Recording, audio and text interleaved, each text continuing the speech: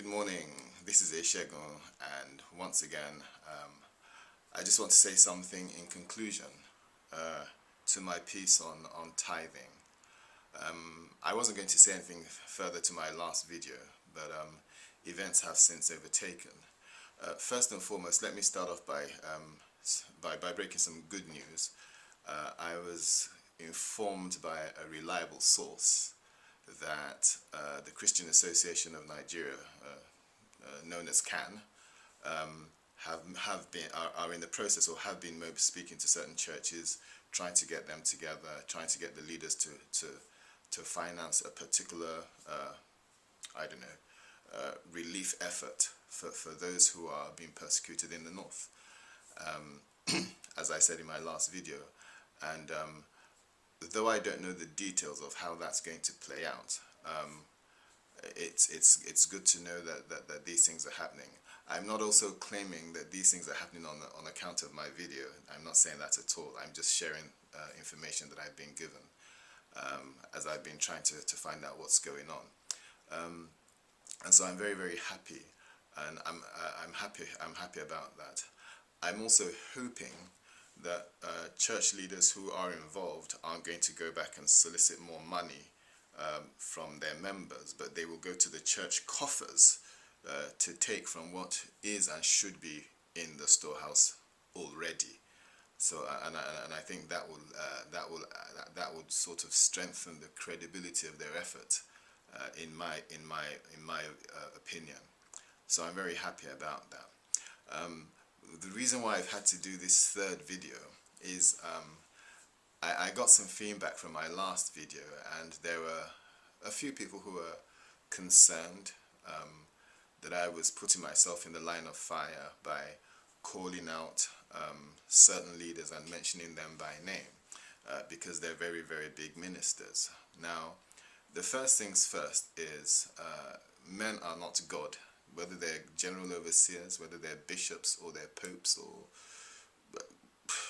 pastors, or they're not gods. They're just simply men upon whom God's grace rests, and so they're not above being called out, and they should not be feared. I'm not saying they should be disregarded or disrespected any more than the next man who is not a pope or bishop or a pontiff or an overseer should be disregarded and disrespected. But they're not meant to be feared, and so I don't have a problem with calling them out. The second thing is, and it must be noted that I have not called them out to accuse them of any wrongdoing. I have not called them out to lay any charges at their door. I have simply called them out because these are key players in the ministry, and they are the people that have the capacity, financial and otherwise, and the necessarily clout to rally support and galvanize other churches into action. So they can call out leaders, they can call a union, they can call a convention, as it were, of pastors throughout the South or the Southwest, and they can organize a relief effort. Churches like MFM, Redeem, Winners, and all these big churches, these people have a considerable amount of power and authority, and they are recognized as leaders, Christian leaders in Lagos, if not in the whole of Nigeria.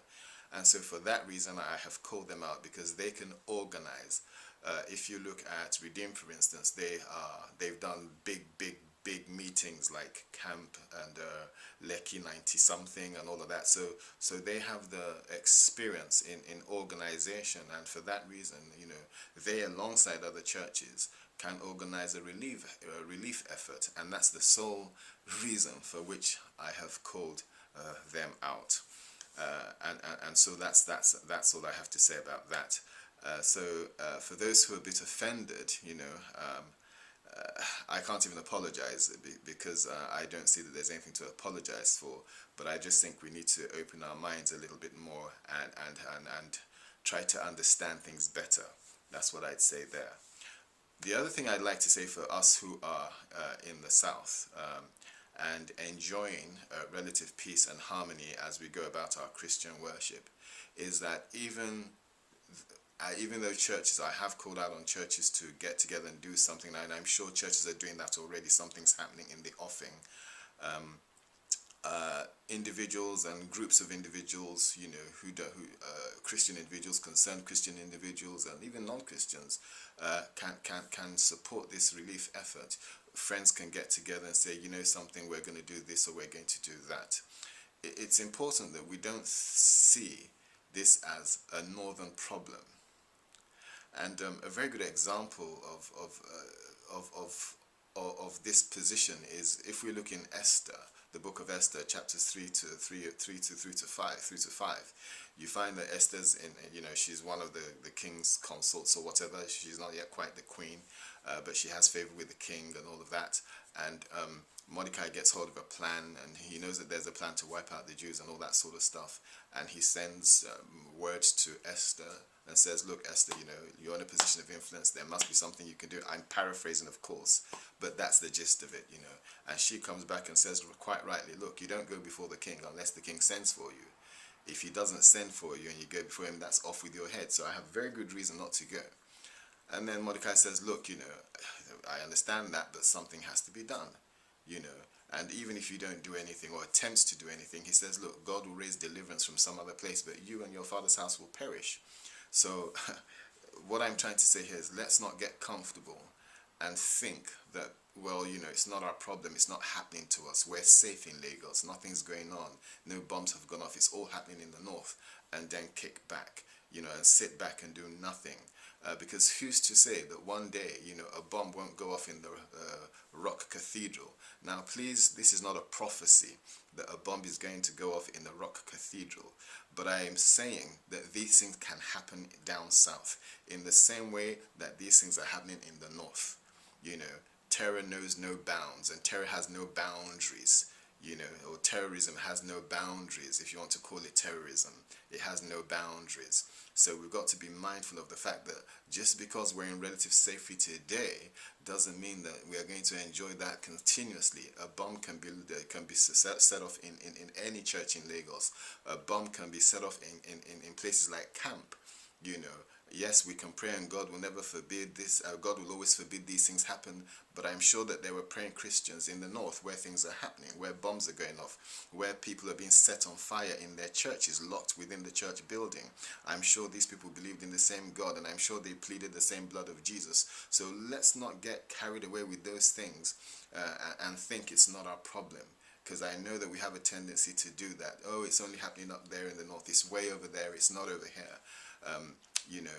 All it needs is a bomb in one of your strategic churches and large churches, and the next thing we'd have a problem. And I'd like to think that, if we were in such a situation, we would also want the rest of the Christian community, our brethren, to rally and to support us and to give us relief and put together a strategy by which we can be saved from the situation, because of course, there's a great fallout from being in that kind of position. And so I just want to say to us this morning that, as much as, we need to be prayerful, which is wonderful, and plead the blood of Jesus, I have no problem with that, but we also need to, be actively involved in providing support. Prayer is not enough. I've said that before and I'll say that again. Prayer is not enough. If prayer was enough, we won't have any problems in our country. We won't have any problems even of this, definitely of this nature. So prayer is not enough. We have to be able to respond. We've got to be able to minimize the impact of this great disaster that has befallen our brethren. And we've got to be careful not to, as it says in Isaiah 58, not hide ourselves from the needs of our own flesh and blood. Now, our own flesh and blood is not our siblings, my mother's son and my father's daughter, but your own flesh and blood is your brother and sister in humanity, another human being like you who has need of you, and especially the brethren, I'm not placing the brethren over anybody else, but come on, we say we're one body. If something happens to my toe, if I drop a stone on my toe, I'm going to jump up and shout with my mouth. I'm going to scream with my vocal cords, because we're one body. And I'm also going to provide relief from my toe. I cannot say we're one body, or we cannot say we are one body, and a part of the body is hurting, and the rest of the body says, well, it's none of my business. So for those of you who've watched the video, I know in Nigeria people have deified their pastors to the point where they can't approach them with these sort of things. But please go speak to your pastor and say, Pastor, what's our church doing about what's going on in the north? Whether are we part of a collective? Are we joining a collective effort? And begin to not put pressure if you may, encourage if you may, but stir up your leaders to action. I'm not saying go and fight them, and I'm not saying go and be rude to them. I'm just saying that we need to just encourage them, that this is our Christian duty, this is what our faith is all about. Because if we're not doing these things, then I'm sorry, we aren't Christians. We cannot say we're Christians and sit back when this is going on. I'd like to believe if your neighbor's house was on fire or something was going on, that you step in and try and minimize their damage. And even if there was damage sustained, that you try to ease the distress, by your actions. And that's what I'd like to say this morning. So I'm very, very happy to hear about the news from Cannes. I pray that it's not just to go and give them a few grains of of wheat and some gari and oil, and that's wonderful, that's good, but some of them will need something a little bit more significant than that. Some people need rehousing. Some people need some children would need parenting. They need somebody to take them in as parents, as children, and raise them. And this is what we should be doing as a community. I love what happened in Acts of the Apostles, when all people came together and they sold their possessions and they met the needs of each other as there was need. That's a beautiful story. That's a beautiful story. And 3,000 were added to the church in that day. Now, I do accept that. I think Peter was the one who was preaching. He preached a very powerful message, and the anointing was very strong. But I am sure that people were also motivated by, people who were not Christians at the time, who were observers or who were just listeners, were motivated by the love that they saw, the love in action. And that's what it is. We are a community and who demonstrates the love of God in action, not just in religious service. Look, I'm an usher in church. I go to Bible study, digging deep, and all of those things. Those things are wonderful. But if those things do not translate into acts of Christ, that's why the Bible talks about the apostles. It describes the book of Acts as the Acts of the Apostles. Not just the lectures and the sermons and the talks, the acts of the apostles. The Bible talks about Jesus Christ of Nazareth, who went about doing good, and it lists the things he did. He healed the sick, he raised the dead, he cast out demons. These were acts. These were the acts of Jesus. Did he talk? Yes, but he did a lot more acting than talking. If you look at the whole issue around the salvation by the cross, it wasn't Jesus' words that provided our salvation. It was his actions, his singular action of the crucifixion and okay, the resurrection, but there's no resurrection without crucifixion and death. So his singular action of availing himself to be crucified that we might be saved is an action that has resulted in our actual salvation. So Christianity is an act. From the beginning in Genesis, we see when God created the heavens and the earth and all of that, he was acting, and he acted more than he spoke. He after he says, in fact, he looked at everything, he surveyed everything in Genesis 1. He saw that things were not in a good state, and he wanted to bring some kind of order. And then he says, let there be, talk, acts, talk, acts, talk, acts. His talking produced action. His talking produced action. And then he says, let's make man in our own image and in our own likeness. And his talking produced action. So we shouldn't just be talkers. We've got to be actors. We've got to act out the love of God. We've got to act out the message of the love of God, as it were. And I hope that this is what we'll be able to do. I am in the United Kingdom. I'm somewhat far removed, but if if there are pastors who are actually involved in this initiative to provide funding, or to provide finance, yes, for this relief effort, and they want to partner with maybe churches in the UK or whatever, my email address is eyisegun@outlook.com. I don't mind, going around churches trying to raise some money, that will, if there's an authority in Nigeria, will receive it from me towards this effort, and if there's any pastor who wants to get in touch with me, who is actually involved in this relief effort, that knows much and can share more information with me, you're welcome to. I'd love to hear from you, and you can contact me on my email address, which is eyisegun@outlook.com. Thank you very much, and until our next broadcast, shalom.